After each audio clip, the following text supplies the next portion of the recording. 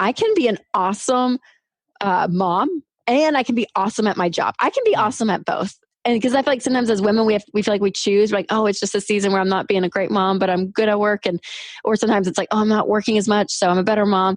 And so it's just like kind of this attitude of like, you can be great at both. This is the L3 Leadership Podcast, episode number 201.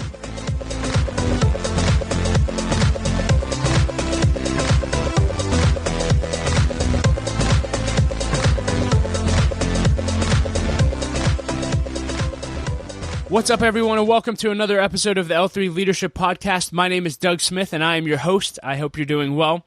In today's episode, you'll hear our interview with Rachel Cruze. Rachel is a #1 New York Times bestselling author and host of The Rachel Cruze Show, where she helps people learn the proper ways to handle money and stay out of debt. She's authored 3 best-selling books, including Love Your Life, Not Theirs, and Smart Money, Smart Kids, which she co-wrote with her father, Dave Ramsey. In the interview, you'll hear Rachel's advice to working moms, what she's learned about leadership and business while working at Ramsey Solutions. We go through her recent book, and we take her through our lightning round questions. And I can just say you're going to love this interview, and you're going to love Rachel. She's very energetic and charismatic and has a ton of wisdom. And so get ready for that. But before we dive in, just a brief announcement. I want to thank our sponsor, Alex Toulandon. Alex is a full-time realtor with Keller Williams Realty. And if you are looking to buy or sell a house in the Pittsburgh market, Alex is your guy.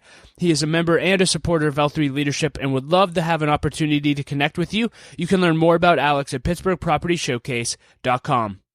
With that being said, let's dive right into the interview with Rachel, and I'll be back at the end with a few announcements. Well, thank you so much, Rachel, for being willing to do this interview. And just to start, why don't you just give a broad overview of who you are and what you do for everyone listening? Sure. Well, thanks for having me. I appreciate it. I am a financial expert and I work at Ramsey Solutions, and most people know me as Dave Ramsey's daughter. So I grew up in a household where money was talked about and taught, and something that I was so thankful for later in life, realizing that that was not the norm for a lot of people. And I really believe I was able to avoid so many money mistakes because of the knowledge that my parents empowered me and my siblings with. And so when I graduated from college, I remember talking to my mom and dad, and I was like, I want to just travel the country and talk to high school students and college students about how to be wise with their money, because that's the pivotal time. If you can learn about money early on, then you can, like me, avoid so many money mistakes. And so that was kind of my adventure and my work for many years. And now that I'm married, I have kids, my message has kind of come along with me. And so I don't speak as much to the youth anymore, but I get to go on the road and do events. And I have a show called The Rachel Cruze Show on YouTube, and do interviews like this and write books and everything in regards to money. That's awesome. I am curious. So you said you are known as Dave Ramsey's daughter, but because of that, I'm just curious, what do you wish people knew about you and specifically the journey to get to where you are that they may not know? I think a lot of people assume a lot of things when they hear that. So they probably assume, oh, of course, she's working there. You know, she'd go work for the family business. But what a lot of people don't know is I remember sitting down with mom and dad when we had that conversation, and dad told me straight up, he said, it's going to be harder to come into this company and work because you're going to have to work twice as hard as everyone else just to establish the credibility that you're not getting a free pass. And so it probably will just be easier if you went and work somewhere else, kind of thing. So the truth of me working in the family business is I so am passionate and believe in this message of hope, of giving people a plan with their money. So that's probably one thing people don't assume. And then some other people assume that I'm just rich because my parents have done well. And I always think that's so funny because from the moment, I started working at like age 5. I was always on commission, not allowance. I'm like, I've had to work for everything. And I'm like, do people think that he sends me like secret checks in the mail or something? I'm like, no. My husband and I, we have to work and budget just like everyone else. So that's probably another assumption people have. I love that. Did you like the commission structure now that you're a parent? Is that something that you'll implement as well? Yes. Can you talk about that for parents listening? Yeah, totally. So mom and dad, they had a set of chores for us that we did just because we were part of the family and we didn't get paid. So there is those chores. And for us growing up, it was like the kitchen. So we were never paid on chores around the kitchen. We were expected to put our dishes in the dishwasher or clean the pots and pans as we got older, all of that. But there were chores around the house that we did that we would get paid on. So if you did the work, you got money, but if you didn't do the work, you didn't get paid, versus just being handed, a $5 bill every time we asked for money. We literally had to work for it. And we had 3 envelopes, and one was give, one was save, one was spend. And when we got paid once a week on the chores we did through the week, we put a certain percentage in giving, a certain percentage in saving, and then spending as well. So we lived with those principles for so long. And I think it's such an easy thing for parents to implement. Tactically, it's a little bit hard because you have to keep up with everything. It's like another thing to keep up with kids, keeping like money on hand and cash on hand, because we don't use cash anymore as much in our society. But it just gives this correlation of where money comes from. And your kids learn very early on that money comes from work. It doesn't come from mom and dad's back pocket. And because of that foundation was laid, and I'm so thankful for it. So it's a great tip for parents out there. I love that. And you're a mom of 2 now, 2 girls. And actually, Yes. My wife and I just had our second girl as well. Oh, congratulations. Yeah. Oh, thank you. Yeah. Sophia Charlotte. So born May 7th. So my gosh, you have like our family name. Sophia was on our list. And then Charlotte is my husband's sister's name. And then like his grandparents or his grandmother and all of that. Yeah. So and our first one was Olivia. Any Olivias in the family? Oh my gosh, no. Okay. But Amelia okay. Jane. That was on that's in our list still. So yes. And then we had Caroline, Victoria, which are both family names. So we kind of like the old school-ish. So yeah, that's fun. Those are beautiful. That's great. Yeah. So you're in a similar position. So you're a working mom. My wife's actually about to go back to work next Wednesday. So for the second time. Yeah. Yes. And so I'm just curious, what are you learning about work-life balance and being a working mom? Yeah, I've learned, I feel like a lot. I think one of the things that we say a lot around Ramsey Solutions is that work-life balance is like crap. Like it doesn't exist. Like you're never going to have a season where life is perfectly balanced between, work and spiritual time. And then you get to read a book for your intellect, and then you can work out. And then, you have family time and friendships. It's like this perfect little pie every single day of every week of every month of every year. It's not going to happen. Like there's going to be seasons, even chunks of months, sometimes even people a year or two, where some things are just not balanced. And for me, I've kind of just embraced that. So honestly, during the summer, it's my downtime. I don't travel in the summer. So I soak up every moment I can with my girls. And there's a day or two I'll be home and not in the office. And I protect that time like no one's business. I'm always like, no, this is my time, because I know coming in a few weeks in the fall, I'm going to be gone, 6, 7, 8 events. And then I'll have some downtime during the holidays and then back up in the spring. So my calendar ebbs and flows. And so I really have to take advantage of that. And my friend Christy Wright always says that life balance is not about being 50-50. It's about being 100% present. That's good. And I love that. And so that's another piece of advice I've taken on, is that when I'm home, I'm home. And I'm with my girls and I'm in the floor playing and we're eating dinner together as a family. It's those things that you're present there. And then another kind of kick I've heard a few moms talking about recently, which I appreciate. I don't know if I've like emotionally gone here yet, but one of my friends was like, I can be an awesome mom and I can be awesome at my job. I can be awesome at both. And because I feel like sometimes as women, we feel like we choose, like, oh, it's just a season where I'm not being a great mom, but I'm good at work. Or sometimes it's like, oh, I'm not working as much, so I'm a better mom. And so it's just like kind of this attitude of like, you can be great at both. And so I don't know if I've given myself the permission to like fully embrace that emotionally. I probably need to, but I love that idea. I kind of strive for that in my mind, that I can be a great mom and be really great at my job. I'm just curious, do you have any thoughts on, I don't know if you have, what did I write down? Mommy guilt, but those seasons where you are busy and it's just like you're going, even though you're 100% in. How do you deal with that emotionally? Do you have any advice for moms who may deal with the same thing? Yeah. Of course I deal with that. And it's hard, and it is. And especially when your kids get old enough where they can talk.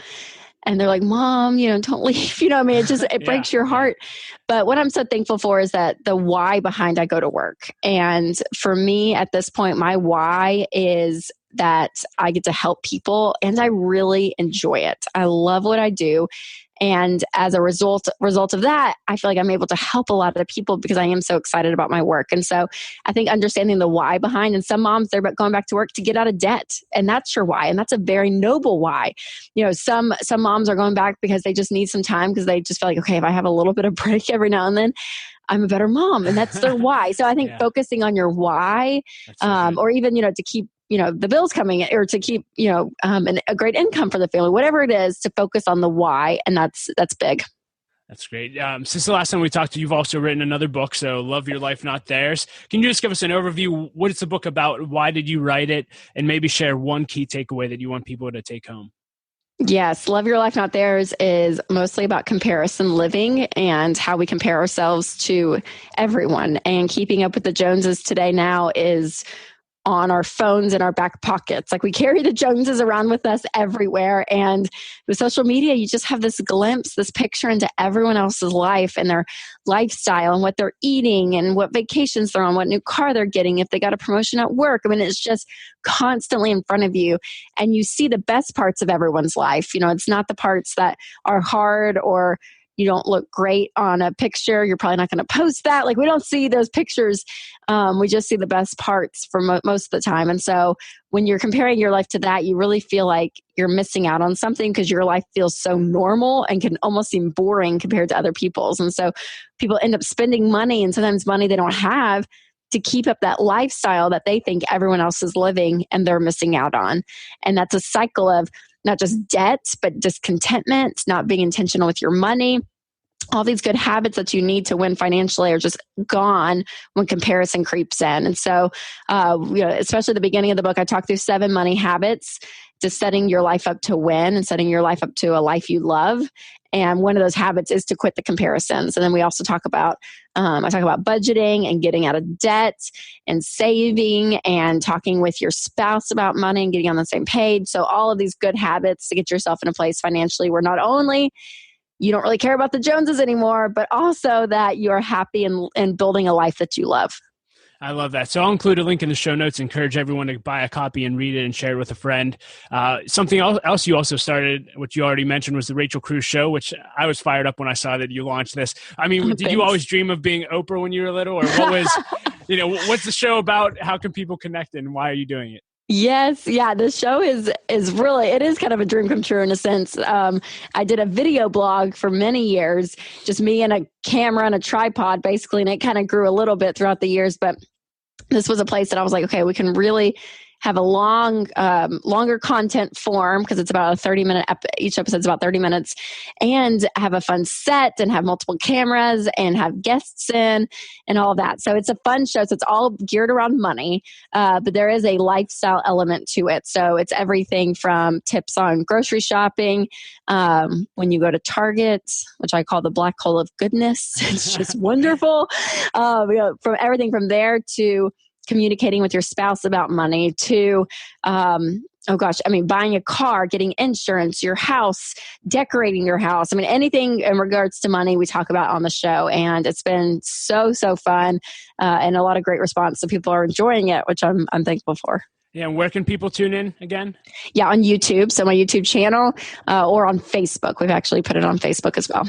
Excellent. And I have to ask, I know it's geared around money, but I asked Ken Coleman the same thing. Do you have who's on your bucket list of people to interview and or host on the show?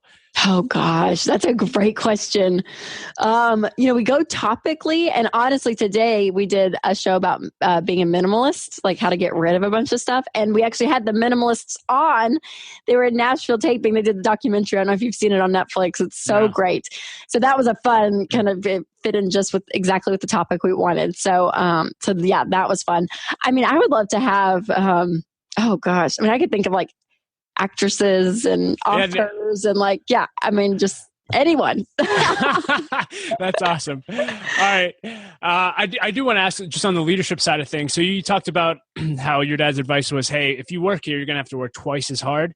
Yeah. I am just curious, what have you learned as a result of being on staff at Ramsey Solutions about business and leadership that maybe you didn't know before you came on board? I would say what I didn't know before coming on board, that leadership's hard. I think it can sound very glamorous to people. And they're like, oh, it's so great. And I sit on our operating board as well, but just being in those meetings, we have 3-hour meetings every Monday morning, and sitting with those leaders and seeing the decisions they have to make on a business side, and sometimes on a personal side, with a team member, an issue that's come up. It's a lot of work and a lot of stress, and it's not easy. And I think for so long, I didn't give my dad probably the credit that he deserves running this company. I'm like, oh, it's fine. You just go to work. and probably just have fun, right?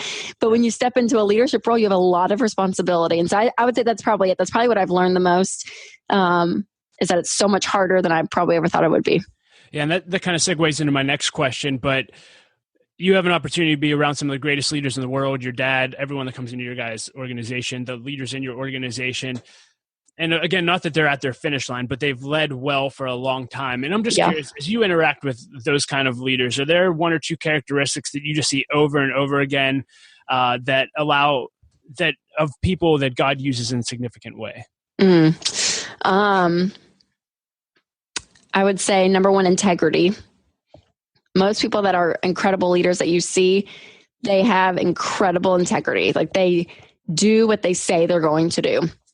And this whole idea that every CEO is some guy in a glass office and he's greasy and nasty and is a bad guy and, all that. That's true. There's those people out there. But your leaders that make an influence, they have high levels of integrity. I would say that. And I would also say they're fighters. They don't just sit back and let things happen. Like they get in the fight and they push for what they want. And I see that a lot in my dad. I think of Christine Kane. She's a women's, leader. She's a preacher, teacher. She has all these organizations. She's one of my favorite women right now in life. And I watch her and I'm like, man, she's just a fighter. Like they fight for what they want. And I love that. There's humility in that as well, right? It's not an arrogance, but it's a passion that they so believe in what they're doing that no one's going to get in their way. And I love that. Because that doesn't always come natural to me. I am bold in a sense and I have my opinions, but I look at that, I'm like, wow, I have a lot I can learn from that to just be even more bold. Yeah, I'm just curious. I don't know if you answer this or not, but I know you guys follow the DISC profile in your organization. Yeah. And do you find that those leaders are typically Ds, right? Because those are general traits of a D. They're bold. They fight for their ideas. Or have you found your organization that pretty much any personality type can lead if they choose to? Any personality type. Yeah. Your Ds are going to be louder in the sense, but I've met S's and C's. And like I think about my husband, he's a C and he's running this huge project for us, moving buildings and all of that. And I'm like, he will get crap done, but he does it a little bit quieter. Yeah. But man, he'll send those emails and he's not rude, but he gets stuff done. And I'm like, man, and he won't shout it. Almost never, no one will really know even those emails were sent to that architect or that designer or that contractor, but it's like he gets stuff done. So no, I would say every personality, it's different styles, but they all have that fight and that grit in them. I love that. Yeah. With the time that we have left, I want to dive into what I call the lightning round, just a bunch of fun questions that I like to ask leaders. Okay. The first one would just be what is one belief or one belief or behavior that's changed your life? That's changed my life. Oh my goodness. Oh gosh. That's a big one. Faith would come, that's a life-changing thing for me. Following Jesus, I'd say for sure. That would be life-changing. I can think of like getting up early and having coffee by myself helps me every day. So like there's that element or faith. You can go which one. Yeah, my wife's the same way. I mean, we're both morning people. If she doesn't get that time before her day begins, Yes, I know. So good. If you could put a quote on a billboard for everyone to read, what would it say? I would gear towards my work because I love our message. So I would say, take control of your money and create a life you love.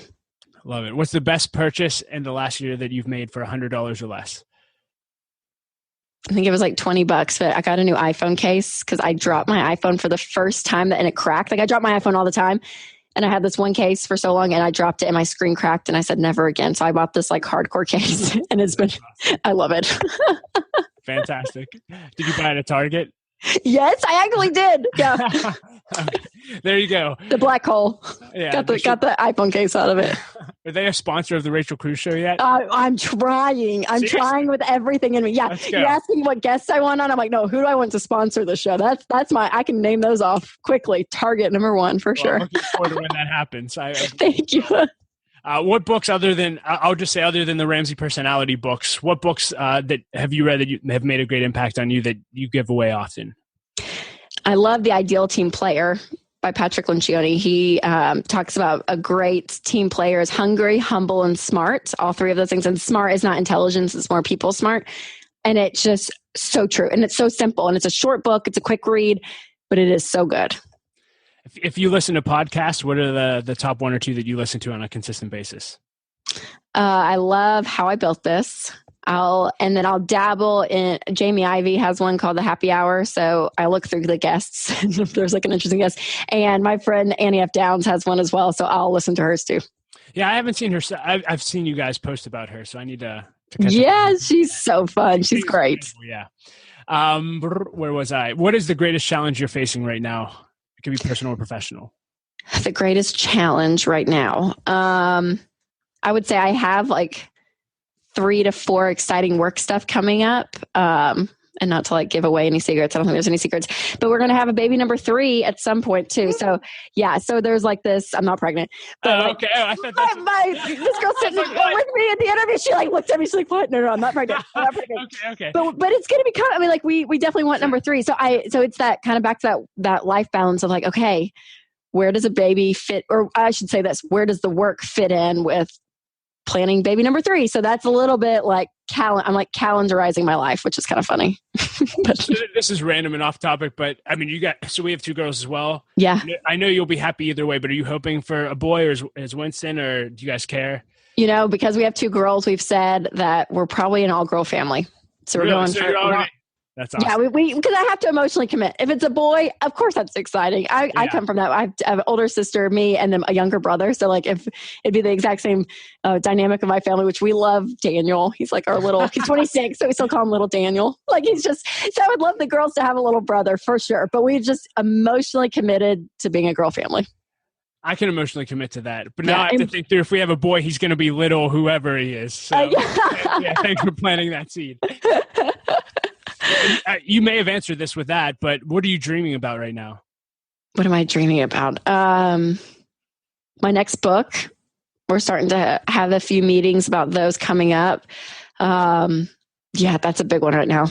And a baby. Sure, but not soon enough. I'm sounding like I'm going to have a baby. It's coming. Not now. Do you have a favorite failure in your life that led to success or that you learned a significant lesson from? Yes, I had a product that we launched and it was a great product and everyone bought a lot of them, but they were terrible quality and it was a disaster. We had to ship out we had to find a new vendor and ship out other ones to people that had bought them, and people on social media were not happy, which I wouldn't be either if, this product didn't work and broke and all of it. So yeah, it was like a really bad gig for a little while of like, oh my gosh. So it was just learning vendors and learning, kind of a whole new part of consumer products. And it was a hard lesson to learn, but I learned it and we'll never make those mistakes again. So I'm thankful for that. Love it. Do you have, what is your favorite go-to question to ask leaders or whoever you spend the most time with when you get in a room with someone? My go-to question. I would say I love to hear people's stories. So I think it's always intriguing to me how people get to where they are because they're always so different. But it's so funny how so many people's stories start off on this funnel and you can watch it go down, down, down, down, down to exactly what they're doing today. And it's like kind of that saying everything happens for a reason, that whole thing. But it's like, wow, every step they took was leading them to that place. And so I think that's always intriguing to hear. I love that. In the space that you're in, I'm just curious, what is the greatest, outside of your kids, because that would be obvious, what's the greatest, most worthwhile investment of your time and money right now? I would say doing the Rachel Cruze show, being able to reach as many people as we are each episode and knowing that the person watching that has things that they can apply to their life today to make it better and doesn't require me to travel across the country to do it. I can do it right here at the office with a great team and get it out for the world to see. So that's for sure the best use of my time at work right now. Do you have any unusual habits that enable you to be successful? Unusual habits? Oh, probably not. I mean, I'll talk to myself. I had an interview today on the show and I was getting ready and my husband called me out. He was like, "Are you talking to yourself again?" I was like, "Oh yeah." Cause I'll like say questions out loud, or if I have a new talk, I'll say it out loud in front of the mirror just to like verbalize everything. So I talk to myself. Hey, I think everyone should. What are 1 or 2 items on your bucket list that are in the top priority in the next couple of years? bucket list. We're going to be moving homes in probably the next year, and we both would love to build, which that's not everyone's gig, I know, but we both like have an itch to build. And my husband is in real estate, so like he knows that world. So yeah, that would be a bucket list. I don't know if it'll happen this time around, but it would be at some point in our marriage. We really do. We want to build a house. And then I would say the one country I have not been to that I really want to go to is Australia. So one time in my life, I want to be able to go to Australia. Love it. If you could go back and have coffee with 20-year-old Rachel Cruze, what would you tell her? I would tell her, 20-year-old, I would say, don't worry. Everything is going to be great. You'll have some hard times, but at the end of the day, you're going to have, at 30 years old, in 10 years, you're going to look back and be like, wow, I really blessed. Have a great life. And so on the other end of life, when you get to the end of your life, looking back, what do you want your legacy to be, and what would you like your kids to say about your life after you're gone? I would love people to say that I loved people well, no matter who they were, what they did, anything. I was hearing someone, and I wish I remembered who it was, I can't remember now, talked about their grandparent and how they treated the janitor as nice as they treated the governor because the line of work they're in. And I was like, oh, don't you just love, like I hear that, I'm like, that is exactly the person I want to be and the person I hope I am. So that for sure. Anything else you want to leave leaders with today? I would say fight the good fight, because leadership is hard. It's not for everyone. If it was easy, everyone would do it. And so you're in a position of influence and you're able to lead people. So do it well with a little bit of grit. I love it. Well, hey, thank you so much for your time today, Rachel. Really appreciate it. Yeah, absolutely. Thanks for having me on. Hey everyone, thank you so much for listening to our interview with Rachel Cruze. I hope that you enjoyed it. You can find ways to connect with her and links to everything that we discussed in the show notes at l3leadership.org/episode 201. I also want to thank our sponsor, Henny Jewelers. They're a jeweler owned by my friend and mentor, John Henny. My wife, Laura, and I got our engagement and wedding rings through Henny Jewelers, and we just love them as an organization. Not only do they have great jewelry, but they also invest in people. In fact, they give every engaged couple a copy of a book that helps them prepare for marriage, and we just love that about them. So if you're in need of a good jeweler, check out hennyjewelers.com. I also want to encourage you to sign up for our email list to stay up to date with everything we're doing here at L3 Leadership. If you'd like to do that, just simply go to our website and sign up for that, and you will start getting emails on a weekly basis, keeping you up to date with everything that we're doing. As always, I like to end with a quote, and I will quote Walt Disney today. He said this, he said, "Do what you do so well that those who see you do what you do are going to come back to see you do it again and tell others that they should see you do what you do." I love that. Do what you do so well. Get after it. Do everything with excellence. Thanks again for listening to the L3 Leadership Podcast. My wife Laura and I appreciate you so much, and we will talk to you next episode.